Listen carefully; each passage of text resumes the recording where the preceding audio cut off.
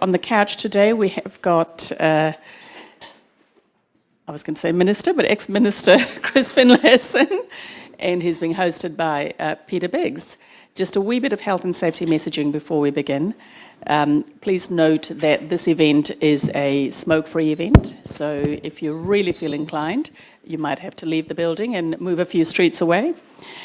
In case of emergencies, the exits are at the back there, and you can also use this one if you needed to use the bathroom, because both of those bathrooms are currently out of order. For evacuation purposes, we will exit through here and go out to Birdwood, just on the grassy patch. And please switch your mobile phones to silent if you wouldn't mind. And if, I think that's... I think we get the message there. Thank you. It is now my great pleasure to hand over to Peter Biggs and Chris Finlayson. Thank you.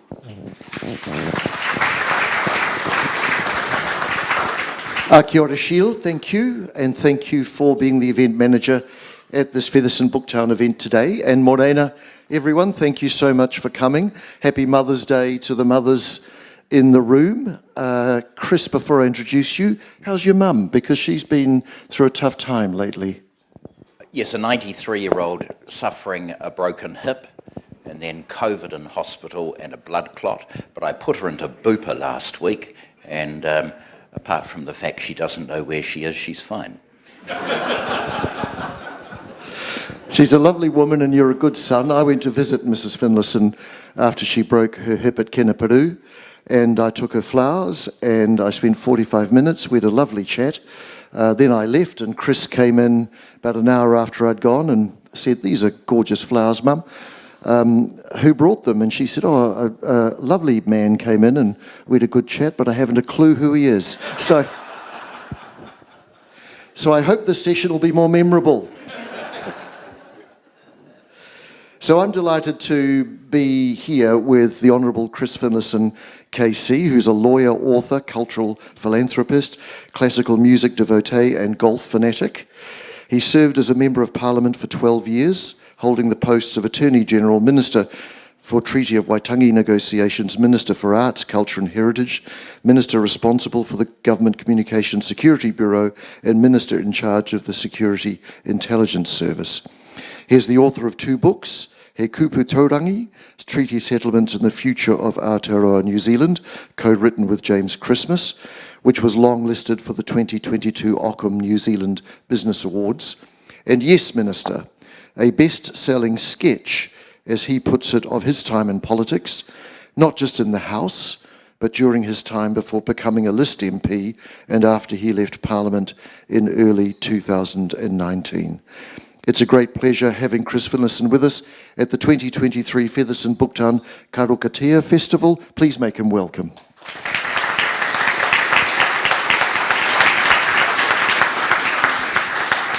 So Chris and I are going to have a korero for a while, and then we'll open up to the floor for questions, and we'll allow probably 10, 15 minutes if I can stop Chris talking and allow you to ask him some questions. Chris, we have at our house, about 5 minutes drive from here, an original Tom Scott cartoon of you.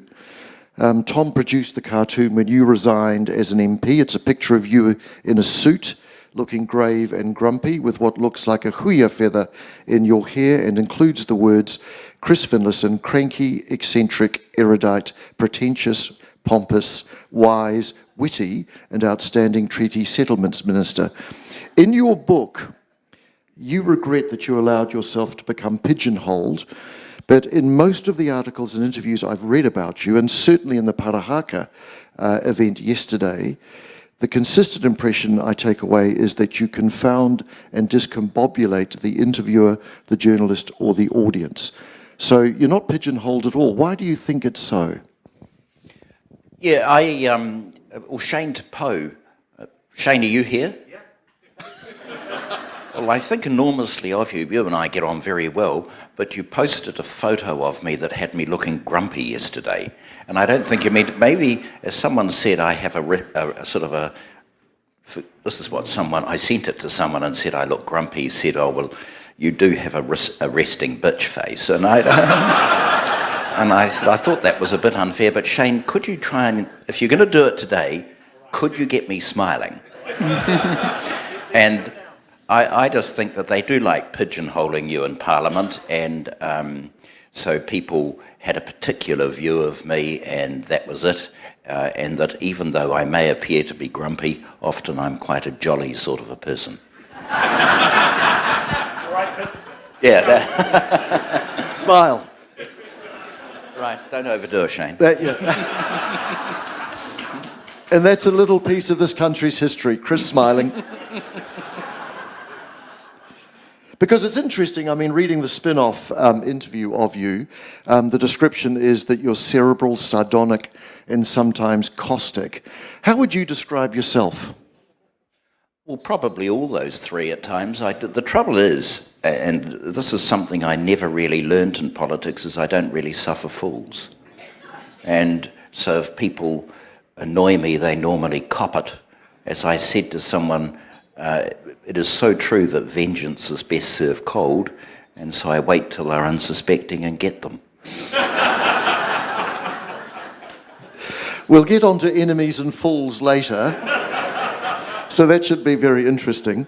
And the other thing that you regretted was you never mastered, as you say in your book, the art of self-promotion. So I'm going to give Chris an opportunity to answer 20 or so questions where he can self-promote as much as he likes, but also in the course of that he might reveal himself to us more personally. So here we go. You ready? Where were you born? Wellington. Who do you want to play you in a movie? Well, that's a good question. I've tossed up whether it's Darth Vader or the Emperor.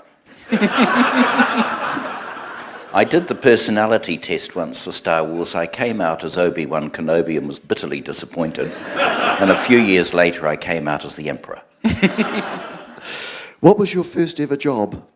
I was the caretaker at Kashmir Avenue School, which was a lovely little spot, and I used to clean out the boiler of the swimming pool. And just a little vignette of history, Bill Rowling was the Prime Minister at the time, and Bill used to go up there and swim with his kids. He was such a very nice man. I say something nice about him in the book, and I always felt very sorry for him in the 1975 campaign, because he was a middle-of-the-road social democrat, and he was subjected to Trump-like attacks which were inappropriate for our country, and I always felt that he never got the press he deserved.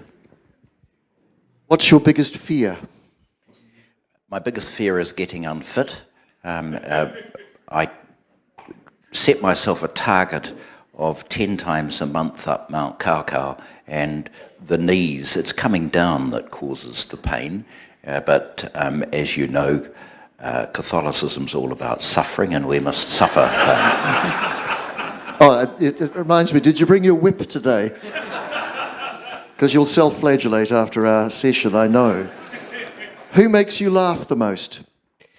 Well, do you know, there are two programs I really love, and I keep coming back to them. The first is Hogan's Heroes, where all of them make me laugh. Hogan's Heroes was something I adored as a kid, but when you realise that most of the characters were Jews, it adds to the humour of it. And Colonel Klink always agreed to be Colonel Klink, or Werner Klemperer, so long as he was always stupid. And so they always make me laugh. It's a funny old thing. And the second one is the title of the book, Yes, Minister. That is worth watching again and again and again, because it is timeless. It is, I think, the most brilliant program ever made. And of course, just to show you how jolly I really am, I still watch Fawlty Towers and cringe in every episode. So there are lots of people who make me laugh. And I remember going into Craig Dunshay's restaurant in Burma Road, Automat, and I told the young ones in there I was so excited because there was going to be a second series of Fawlty Towers, and they'd never heard of it. And I found that was really sad, because it's timeless brilliance. Talking about timeless, you're now on the terrorism watch list in the UK if you watch old episodes of Yes Minister. As Cicero would say, o mores, o tempora. True. True. Here we go. We'll get onto that later. What's the one thing you need to have in your fridge at all times? Cathedral, this is not an advertisement, Cathedral Cove plain coconut yogurt. Probiotic, very good for the bowels. Moving on from your bowels, what's your greatest accomplishment? Well, people would expect you to say something political, but the reality is you get a lot done in politics when other people get the credit. So there was a lot that we achieved, but I wouldn't have achieved it had I not had Bill English as the finance spokesperson and John Key. So in politics, I can't claim any accomplishments for myself. It was a team effort. What's your greatest failure? Well, as Henry Kissinger once said, I don't understand the question.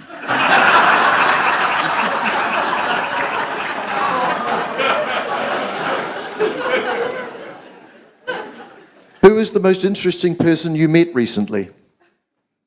Oh, okay, Peter, you. I wasn't fishing. What is your middle name, or what are your middle names? Francis. My confirmation name is Patrick, but I don't know why I took it, because I don't like it. What is your biggest pet peeve?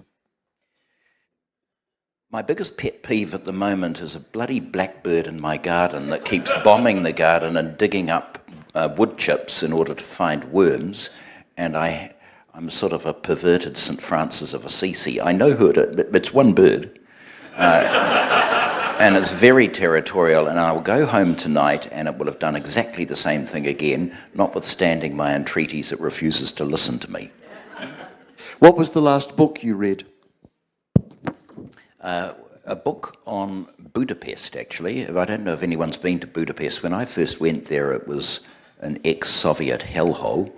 And then I went back a few years later and it was starting to repair. And last time I went, it's just a magnificent Habsburg city.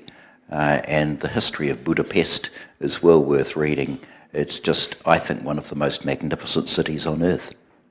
What's your favourite hobby? I don't really have hobbies, but I do like golf. I'm not very good at it. I'll tee off at 1 o'clock at Heratonga today, and I will get beaten. I trained up my former summer clerk for golf, and he texted me yesterday to say he was shanking and he was very unhappy. And I said, but Hayden, I tell people how well you've done at golf and you always beat me. And he said, well, that's hardly a standard. What's your guilty pleasure? Animal biscuits. Do you have any hidden talents? No. What colour is your toothbrush? Blue. What's your special secret snack? Animal biscuits. How do you take your coffee? Well, this is a very good question. I have to say the coffee outside was very good. The coffee in one of the cafes down the road yesterday sucked. I am a flat whiter, but a lot of people put too much milk in their flat white, and but these people did it very well, and I have to tell you their yo-yos are excellent as well. That's Tea and Cakes next door, ladies and gentlemen. Pop next door if you're hungry. What's the last movie you saw? Well, I know this is South Wairarapa and it's James Cameron country, but I saw Avatar 2, and it just went on too long. All those blue things running in and out of water, it was a bit tired. I looked at my clock after a watch after an hour and wanted to get the hell out of here. What's the last gift you gave? Mother white roses yesterday. A lovely child. What cause is most dear to your heart? I'm not really into causes. I enjoy what I'm doing. I thoroughly enjoyed my time there's a rat. I thoroughly enjoyed my time as treaty minister, but I'm not really into causes. I find that very left-wing. What's number one on your bucket list? For what? For when you die? Before you die? I mean, you will be resurrected. Well, I went to Mass at St Joseph's this morning in Upper Hutt on my way here. Sorry for all you secularists who don't believe in that, but I'm right and you're wrong. And the priest stood up and was talking about a pope and a lawyer who died and went to heaven. And the lawyer got all the flash treatment and the poor old pope wasn't treated all that well, according to heaven's standards. And he complained to St Peter and said, well, look, I was pope. Why am I not treated better than that lawyer? He said, oh, we have heaps of popes in heaven.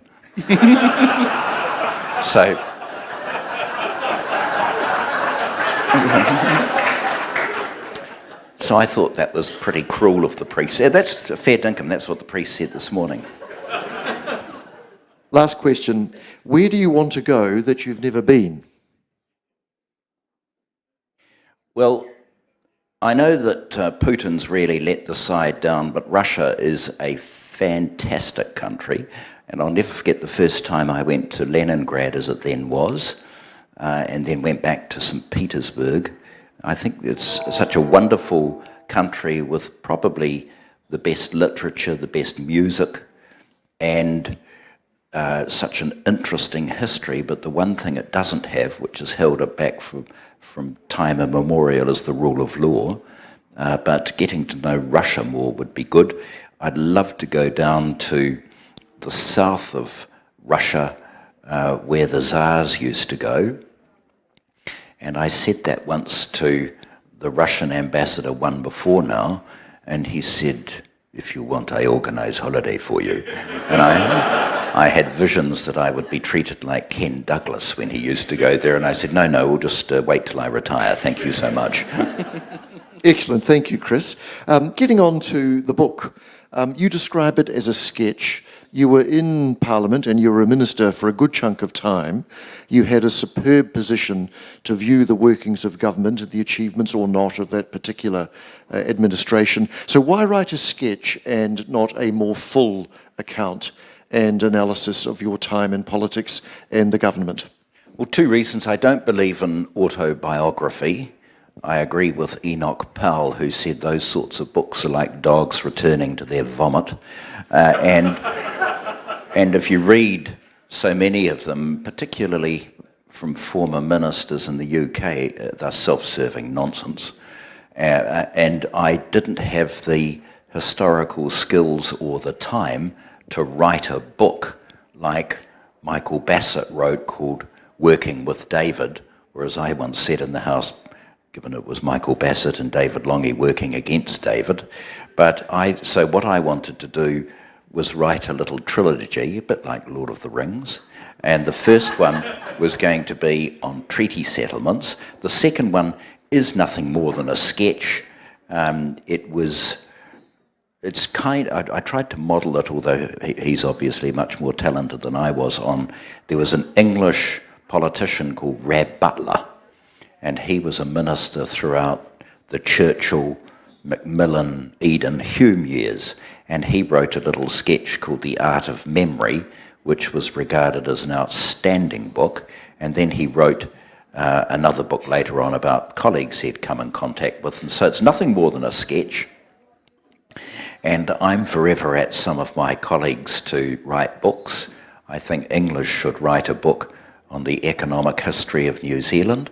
I think Stephen Joyce should write a book about his time at the centre of politics, because I think it's good to get different views, but the autobiographical stuff doesn't do much for me. So quite literally it starts at the time I first joined the National Party in the Karori electorate, and talks about some of the people I met, like Sir Keith Holyoake and Sir John Marshall, and why they were the sort of people I liked and why I went into politics from there. And it's a sketch. I mean, how can you do justice to the Christchurch earthquake, for example, or Pike River? There are all sorts of stories that need to be told, but some of my colleagues should be doing it, and at some stage there needs to be a decent comprehensive history of those years between 2008 and 2017.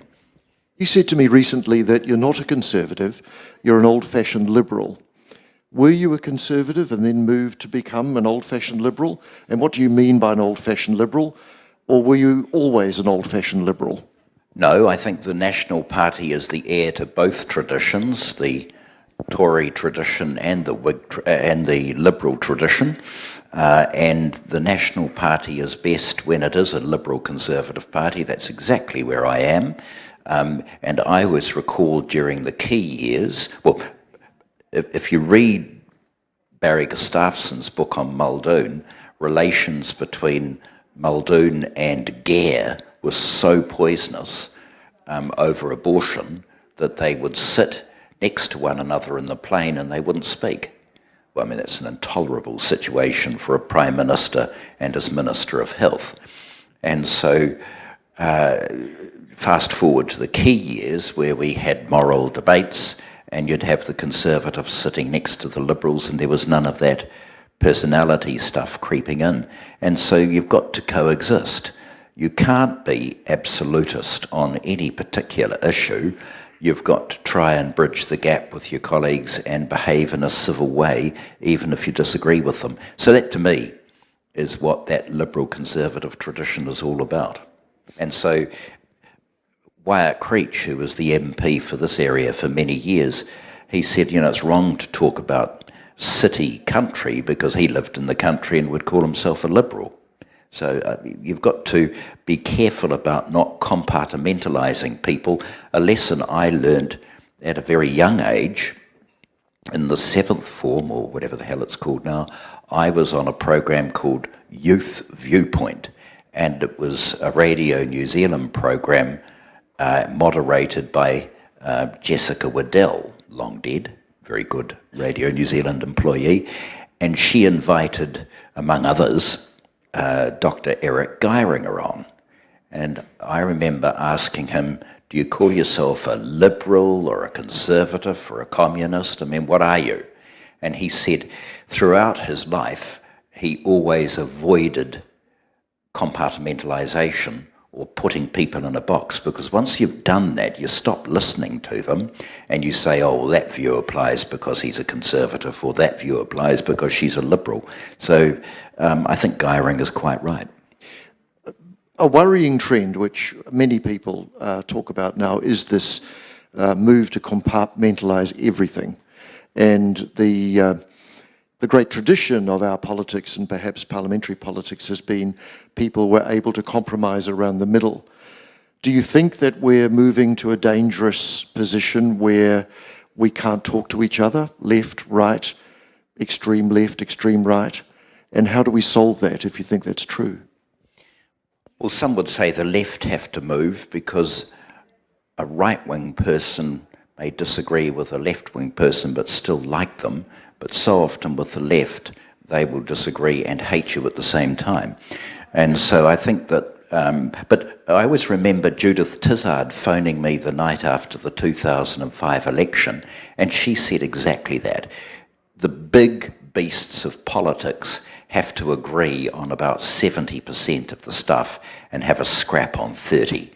And I think it's extremely important to maintain the middle ground, and what we're seeing in the United States is they can't even agree what day it is. And I think that's tragic for the United States and for their politics, and we must never get to that stage here. And that's why I was horrified in, I think it was 2013, we needed to have some urgent amendments to the GCSB legislation. And people like Anne Salmond and Ted Thomas and others were holding meetings in Auckland saying we were going to introduce mass surveillance. And that extreme language has caused immeasurable problems for a proper consideration of terrorism law in this country. Thanks to Andrew Little, who was leader of the opposition at the time, there was a very sensible approach to reform of the intelligence legislation. But in the aftermath of, I was very keen to get the terrorism suppression legislation looked at, look at the whole issue of crimes against public order, and I felt that the extremism of 2013 prevented a proper consideration of those issues before the calamity of 2019. And so people who use purple prose and extreme language, such as was used by people like Thomas and Salmond, it has its consequences and can prevent a proper consideration sensibly of extremely important issues, and we must not allow it to happen here. How do you put the genie, though, back in the bottle when you've got a failing legacy media model desperate for clicks in social media? Well, it's a good question, but I think we have to make every effort to speak well of our opponents, to try and find common ground on issues, because I said to Andrew, and frankly his performance was superb during the intelligence debate of 2016, 2017. We had Michael Cullen and Patsy Reddy. They did the review, and I said to Andrew that we can't pass this sort of legislation by 2 votes. And he had issues in his own caucus, which he wouldn't obviously go into, but we needed to get common ground. And I said, well, we've got to make it work, because one day you'll be administering this legislation, and little did I know that my successor would be Andrew. And so basically, the damage has happened over the years, but it's extremely important that going forward we make sure, regardless of the issue, that we try and find common ground and we avoid purple prose and argument by epithet, because it's not good for this country, and we're seeing the fruits of that in the United States now. We saw it with the lie that was Brexit, and I'm looking forward to reading the biography, I think it was Anthony Sheldon, of Boris Johnson, who promoted Brexit as a means of undermining Cameron, was indifferent to the truth, and when the vote was coming through, basically he had a what the hell is going on here. He hadn't expected to win, and the consequences to Britain of the Farage-Johnson hyperbole are yet to be fully played out. I think it's a very sick country. Talking about things that divide us or have the potential to divide us, let's talk about the C word, which is co-governance. And there's been some discussion of that over yesterday. This has become a politically charged term, which you would agree, I think, is unfortunate. You're a supporter of it. What is co-governance in your view, and why are you a fan of it? Well, I inherited the term because Michael Cullen had done an agreement with Waikato Tainui over the Wanganui, over the Waikato River, and so it became co-governance, but a better term is treaty-based co-management over natural resources. And I did a whole heap of them over the years, and basically they have worked very well. And a couple of months ago I was talking to the wife of the American ambassador, and her husband had been the Attorney General of New Mexico and United States Senator from New Mexico, and she said, oh, this co-governance stuff, you're talking about co-management. And I said, well, yes, we are really. And she said, oh, we have lots of that in the United States. And she sent me some stuff about southern Utah and the Bears Ears Monument. It's about 1.3 million acres in southern Utah that's co-managed by the Bureau of Land Management, which is part of the Department of the Interior, and 5 First Nations tribes, including the Navajo and Pueblo. So frankly, folks, there's nothing new under the sun. Treaty-based co-management's not limited to New Zealand. Now that's, if you like, Article 2 stuff. I think the government has been spectacularly silly because it hasn't explained the rationale for that kind of principle extending into Article 3 stuff. Personally, I think it's an area for legitimate debate about whether a co-governance arrangement for health services is the right way to go. I'm actually more of a fan of what Tony Ryle used to do, set targets for the department for example, immunisation.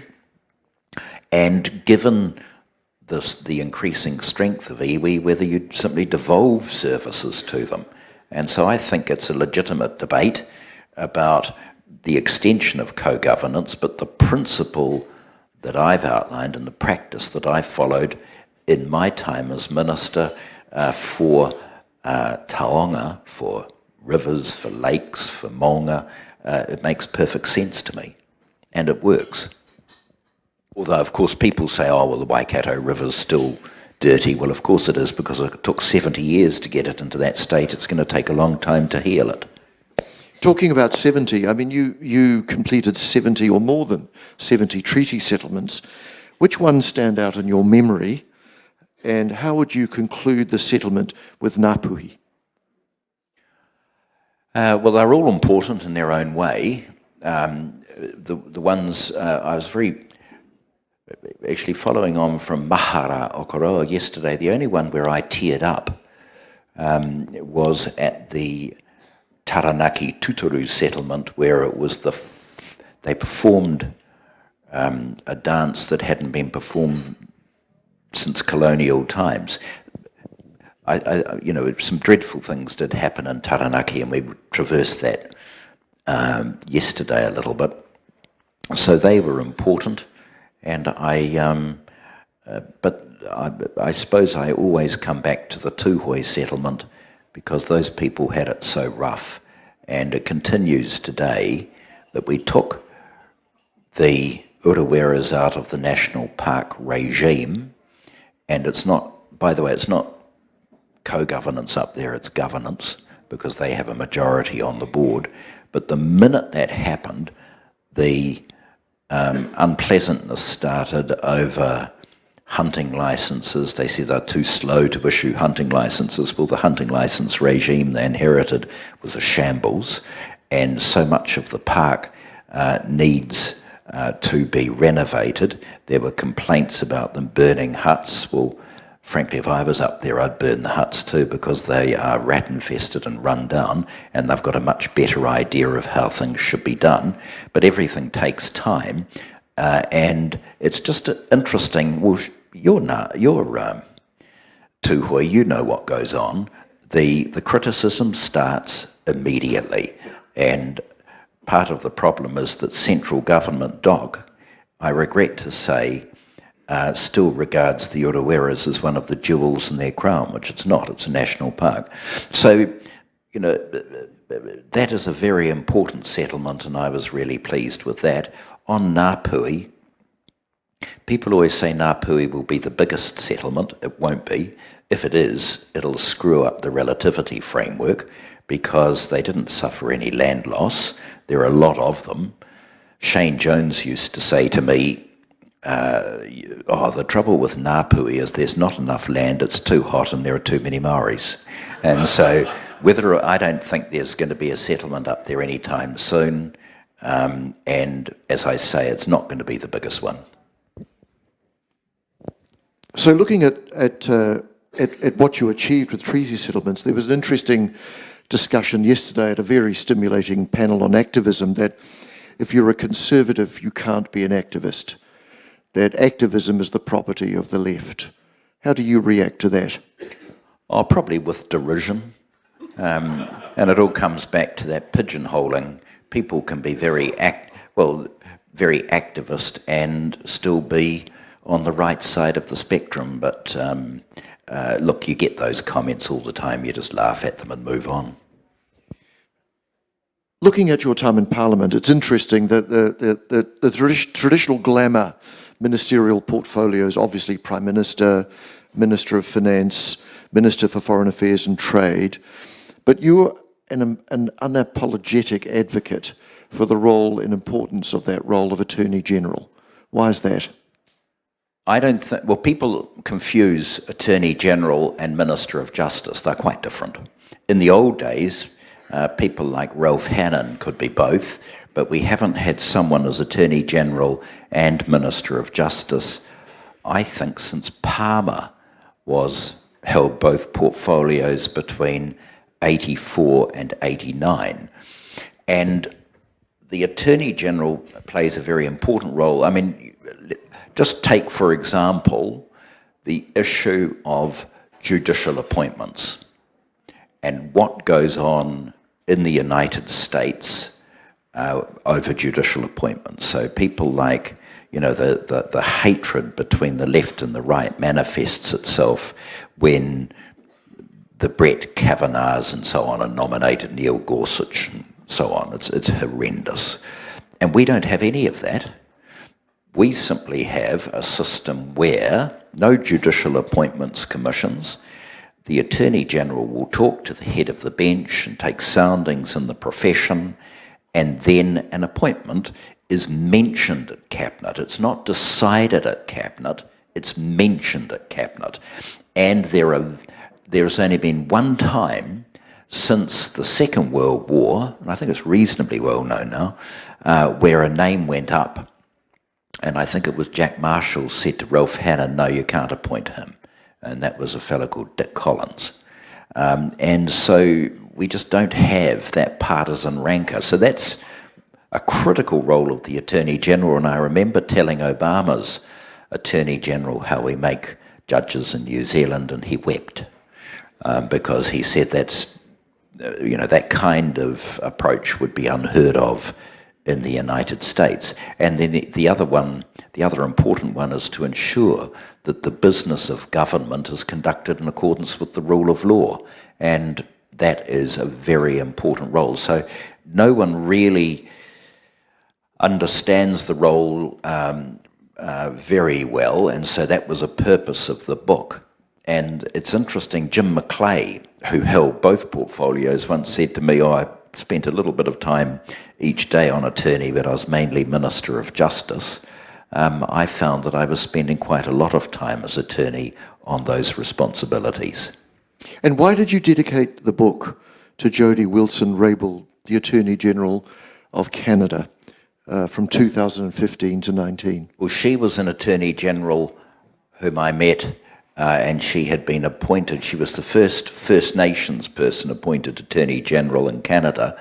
And just last week I was watching the coronation and saw Trudeau arrive with his wife, and he would have to be the biggest grade A slimeball I probably met in politics. I actually loathe him for what he did to Jody Wilson-Raybould, because he's an MP for a Montreal seat, and he said to her when she was attorney, there was a prosecution of a Quebec firm, and he wanted to interfere, and she said, well, look, I'm Attorney General, I'm the law officer, I make these decisions. And the next week she was Minister for Veterans Affairs. And so then she resigned from Cabinet, and she contested her seat in Vancouver as an independent, and won. She was the only independent MP in the previous parliament. She's retired now, but that's an example. I mean, I was so lucky in my time because those issues never arose, but there comes a time in politics when people do need to make a stand, and she made that stand, just as my friend Dominic Grieve got booted out of the Conservative Party for taking a stand on the Brexit lie, and Jeff Sessions, who had been Trump's Attorney General, and everyone thought he'd be a good old boy from Alabama, but he had to stand up to Trump and got fired the day after the midterms in 2018. And Jody Wilson-Raybould is a very courageous and decent person who stood up to a bullying Prime Minister and paid the price. Shortly after I became Attorney General, the then United States ambassador called me round for morning tea and he knew that I was a great fan of Elliot Richardson, who was Richard Nixon's Attorney General. He'd been Secretary of Defence and was prevailed on to become attorney in, I think it was about March 1973, as Watergate was unfolding, and he had to deal with Spiro Agnew, the corrupt former Vice President, and then had to stand up to Nixon over the issue of firing Archibald Cox, who was the Watergate prosecutor. All this happened 50 years ago. A few people are nodding and they understand the history, but his career was destroyed as a result. So it's just an example that sometimes this rather arcane office can cause the holder problems unless you want to bow to the will of a president or a prime minister. Let's talk about people, now that you're warmed up, having had a go at Trudeau and others. You expressed admiration for a number of your political colleagues in your book during your time in Parliament. There are three unlikely ones which intrigue me: Louisa Wall, Tariana Turia and Jerry Brownlee. Can you talk briefly about each of them and say what you admire about them? Louisa Wall's probably the most successful backbench MP in recent parliamentary history, because she introduced some important members' bills, and I think it could have been the fact that she introduced the marriage equality bill that got her into trouble with some of her colleagues because they wanted to do it. But she was a highly successful Member of Parliament who changed society. Put aside whether you agree with it or not, she changed society as a backbench MP, and she did far more than many ministers would have achieved. And I think it's to the shame of the Labour Party that they couldn't incorporate such a strong-willed person in their cabinet, because New Zealand would have been much better for it. So that's Louisa. Tariana, I adore her. She's a wonderful woman. As I'm fond of saying, it takes a lot of courage to stand up to your enemies. It takes even more courage to stand up to your friends. And she did that over the foreshore and seabed legislation. And she's just one of those very quiet, strong-willed people. I know she had a very good relationship with Key and English, and the Maori Party is no longer a natural fit for the National Party, although they do agree on quite a lot of stuff. But the Maori Party, when Te Ururoa and Tariana and Pita were there, they were fabulous people to work with, and far more than people think, she was a profound influence in government at that time, and I just really do admire her very much. I look at Jerry in the House today, and he's looking tired, as though he wants to move on. He lost Ireland last time, but he did a fabulous job in difficult times over that cataclysmic earthquake in Christchurch, and no one's going to give him credit for it at the moment. I hope when history's written, it's written by an objective person who will see how much he suffered at a time when his own house, I think, had been totaled. And he was staying with his mother-in-law. I said, "Why don't you go and stay at the George?" He said, "Oh, that'd be a bad look." And so he had to deal with very, very complex problems, and it was always going to take a hell of a long time to clean it up, and he's never had any credit for it, but he did a great job.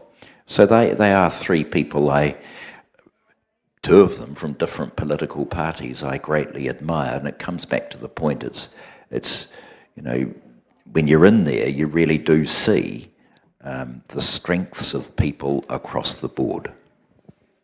So they won your respect. Who lost your respect in Parliament, and why? There were various people.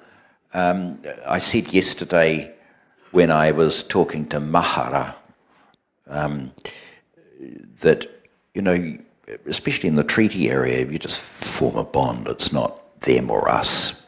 Everyone wants these things to succeed. And on the foreshore and seabed debate. I know for a fact that the Labour Party, well, they made, I think, a very constructive contribution to the debate that was a lot less polemical than our side did when the foreshore and seabed legislation was being dealt with. And so there are some very good people on both sides of the House.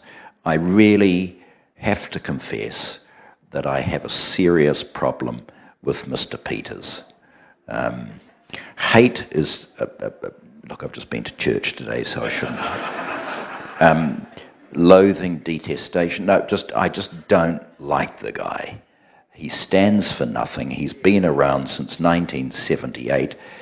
He has greater staying power than Rasputin.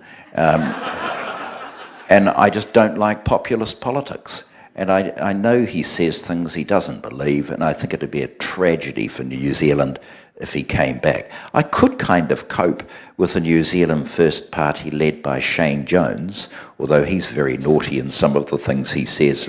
A recent article on water I thought was seriously misleading. But look, I'm sorry, we just don't need Winston back. Moving from Winston to something more uplifting, let's talk about arts and culture, and it's lovely to see you here, Mac, who's a Chief Executive of the Ministry for Culture and Heritage, Talofa, to you and Alison. You were a Minister for Arts and Culture. Two questions there. One is, you were a very acclaimed and respected arts minister, but it's very rare for a National Party arts minister to win respect and acclaim from the arts sector. Why is that? Oh, yeah, because I think maybe in the 1990s we were so focused on economics, we didn't show enough interest in the portfolio. Doug Graham had done a very good job. Doug actually reformed the Arts Council legislation and a whole lot of stuff. Got the NZSO a home in Tory Street, I think it was. But in the latter stages, it came across as a bit flinty-faced. Then we had Helen Clark as a minister, and she was an excellent minister for the arts. What's often not appreciated is that Helen Clark would go to concerts and pay for them with her own money. She didn't feel the need to be a special guest. And she did, I always remember, I don't know whether you were there was an announcement about much needed additional funding for, among others, Creative New Zealand. And Penelope, you were there at that announcement because I was sitting next to you. And I just remember being there saying, relatively small sums of money, why the hell didn't my lot do that? I just think we dropped the ball there, and the other point is you can get a lot done without a lot of money. And we went off there was an opportunity to go to the Frankfurt Book Fair, which is one of the great book fairs of the world. Been around since Shakespeare's time, so it's not a few books on trestle tables, it's actually a significant book fair. And that's not to criticise this outstanding production. But you're never coming back. No. You're never coming back. But seriously, it's a great book fair. And we were slated to go with Australia in 2016. And I said, we're not bloody going with Australia, we're rowing our own waka. And so we did. And English came over and opened it with the Vice-Chancellor of Germany.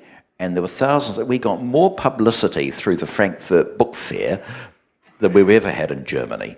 And, that's just an example. Without a hell of a lot of money, you can do quite a lot. Now, Secretary of Culture and Heritage, my greatest disappointment was I always wanted to get back the old Dominion Museum building, because I thought, with Celia Wade-Brown, who was the Green Mayor of Wellington, she agreed with the principle, if not the term, that we needed a war museum. A war museum is not a pro-war museum, but tell the history of conflict in New Zealand, the land wars and so on. I'm a member of the Archibald Baxter Memorial Trust, the conscientious objectors in the First World War and their brave stance against craziness. And the building is available, but Massey have been wanting too much money for it. So can I suggest you talk to your minister?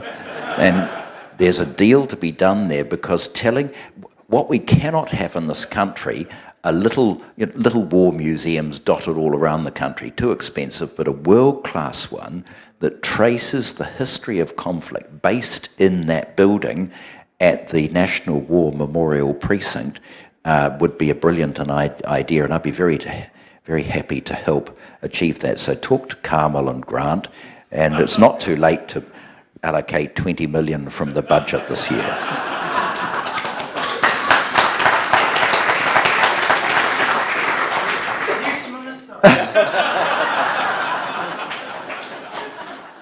I've got a feeling I'm about to be fired from the board of the NZSO.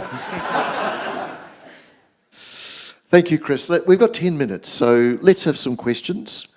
Are there questions for Chris Finlayson, please? Joy.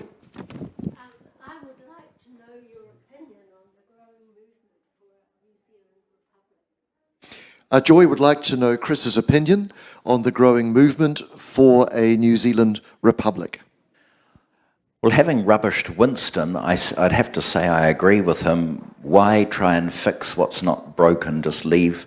These things will unfold in the fullness of time, and you can't force them. I always recall Helen Clark abolished knighthoods and damehoods, and we had post-nominals. So people were wandering around with a DCNZM, and everyone would say, I wonder what that means. Oh, that's the equivalent of a K. And then when we got into office, John Key had a meeting with the Queen and came back and said, well, we're going to give people an opportunity to convert. So if you had a PCNZM, you could get a G, and if you had a DCNZM, you could get a K, and you've got a C. I did my best to get you a K, but Not enough. But most of the people converted. They were all happy to convert. And so, damehoods and knighthoods kind of look stupid in Australia. And in fact, when Tony Abbott, I think it was, gave Prince Philip the ONZ, people were saying, what a tosser. And it was one of those things that cost him his premiership. So they don't really fit in the Australian scene. And the Canadians got rid of them in the 30s, I think, but they kind of fit with us. So, in the fullness of time, we'll ditch them, and we'll probably ditch the Windsors, but I don't think we need to make a fuss about it at the moment. I think it wouldn't just naturally happen. So it's not a cause. More questions. We had one at the front here, and they come to you, sir. Thank you. Winston Churchill once said that democracy is very messy, but it's the best we've got. Given today's global problems, which are clearly intergenerational, climate change and the decline of many institutions, do you think democracy is also in need of a serious overhaul? No, but we need to treasure it and realise how important it is. There are malignant forces at large. I don't think any of us have ever seen, I'm too young to remember Hitler, of course, but I don't think we've ever seen such shocking narcissism as we've seen from the orange-haired one from Mar-a-Lago. And I've told you what I think of populism with Farage and the assault on British democracy, aided and abetted by Johnson. I just think that there are some terrible forces out there, and we need to be very strong to resist them. And I think the New Zealand democracy is in reasonably good heart, but we can't take anything for granted. So it's not a question of rebuilding it or refining it, it's just making sure that it's kept strong. Question there. Thank you. Sorry, I can't stand up. We're one of 3 countries in the world without a written constitution. What's your opinion on that? I don't think we need one. Our constitution is a bit messy, but it could be tidied up quite well. I persuaded Judith to redo the courts legislation. So the senior courts legislation is important constitutional legislation. I tried to persuade Jerry that we needed a Parliament Act. There are about 15 pieces of legislation that deal with Parliament, bring them all together, parliamentary privilege and all that sort of stuff. And there's your second limb of the Constitution dealing with the legislature. It's probably too hard to bring into such an act the Electoral Act, which is a big standalone piece of legislation, tidy up the Constitution Act. Then there's a bit of work that needs to be done on the Treaty of Waitangi Act. And then we've got a series of conventions, and basically that's our constitution. I don't think you need a written constitution where the Supreme Court's the ultimate arbiter, because I think judges are in many respects institutionally incompetent to deal with a series of political issues. And the Supreme Court takes on average about 14 months to deliver a judgment in any event. And so I think our current arrangements are good, but a bit more of a tidy up is required. And for those who, I think Jerry thought that when I was talking about a Parliament Act, it was all just a bit arcane and so on. But one of the issues that I know that certain people in Parliament wanted to look at is what are the powers of the parliamentary guards, because no one knows. And of course, if we'd got a bit of clarity on that, maybe we wouldn't have had the occupation at Parliament, because they could have gone out and dealt with it a lot quicker than they did. We've got time for 2 more questions. Sir. Come to you, Martin. Chris, John Ansell here, who you once described as New Zealand's version of the KKK. So much for not liking epithets. But you believe in democracy.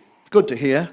My crime is sticking up for the 5/6 of New Zealanders who don't have that all-important droplet of Maori blood. What do you think about changing the name of New Zealand to Aotearoa without a binding referendum, as people like you seem to want to do? Do you think there's a place for democracy in that? The country's name is New Zealand. Thank you. Martin. And I don't, well, yeah, I don't think that, actually, funnily enough, I don't think Ngāi Tahu would agree with the name Aotearoa, because they say it's not a term that is known in the South Island. But, John, the name of the country is New Zealand, so... Oh, chill, baby, chill. So, Martin.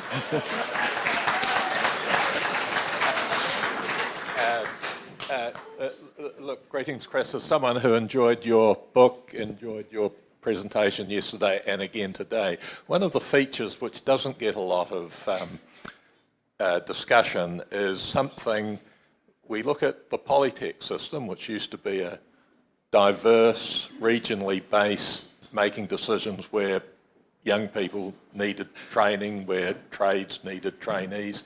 We look at the health system in the same way. It used to be somewhat regionally based. We've seen a vast amount of centralisation all over the show in the past few years. Is that something that you think we should worry about? Yeah, that's a really good question. I think most people would regard Te Pūkenga as a bit of a cock-up. And we do have, and I think the fact that it's gone so badly is probably militating against what we do need in this country, and that's comprehensive reform of the universities.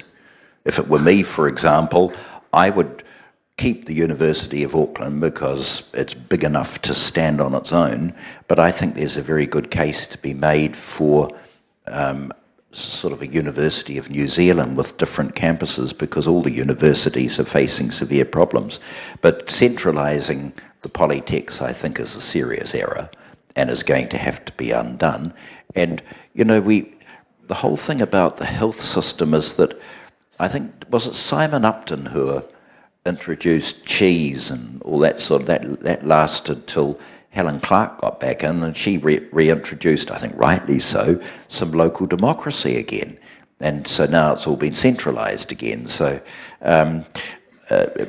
two things come out of it for me. One is, you know, ministers can restructure, and I always avoided restructuring because I think it just alienates people and prevents people, the civil servants, from doing what they need to do.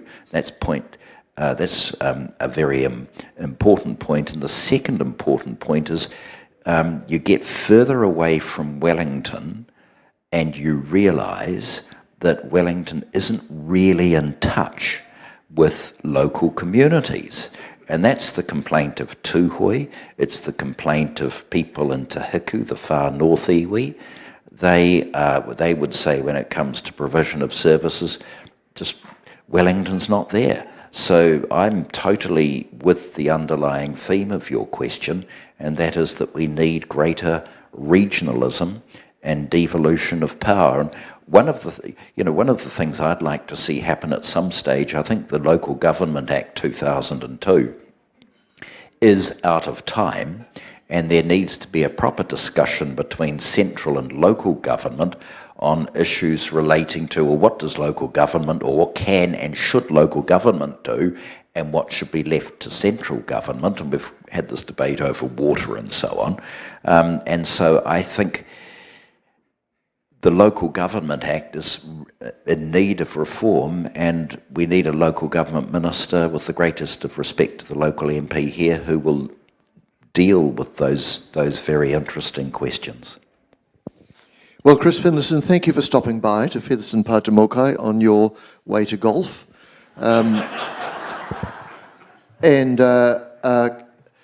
Chris's book is for sale from one of those shabby trestle tables outside in the Anzac Hall. How are your books selling, by the way?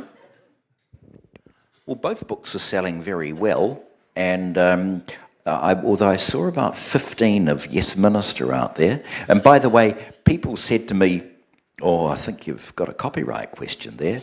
Well, no, because I years ago went to the Privy Council in a case where I was acting for a fellow called Huey Green, and it was a dreadful talent quest program called Opportunity Knocks, and he sued BCNZ, and one of the arguments was that he had copyright in the title Opportunity Knocks, or as the Daily Mail called it when we lost in the Privy Council, Opportunity Flops.